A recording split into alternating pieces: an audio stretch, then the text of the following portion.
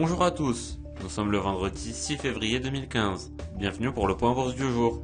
Nous analysons aujourd'hui l'indice CAC 40, la paire GBP-Yen, le Brent et VCAT.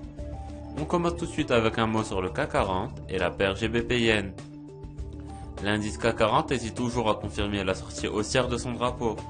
Les cours ont effectué un nouveau pullback sur la borne haute de la figure, définissant un soutien horizontal à 4646 points. Au-dessus de ce niveau, les résistances à 4723 puis 4867 points seront toujours visées. Une clôture sous le support provoquerait une entrée en correction de l'impulsion démarrée début janvier vers 4100 points. Il faudrait alors s'attendre à plusieurs jours, voire semaines d'évolution baissière volatile. La livre sterling contre le yen a effectué un clair mouvement correctif après le test de la résistance majeure à 189,70. Les cours ont ainsi atteint le support à 175,80, renforcé par 61,8% de retracement de l'impulsion démarrée en octobre. Le triple test de ce niveau doit maintenant permettre une reprise haussière en direction de 180,80, puis, en cas de franchissement, vers 185. On poursuit ce point avec un mot sur le Brent et VCAT. Nous avions mis en valeur le Brent le 3 février, nous revenons sur ce sous-jacent.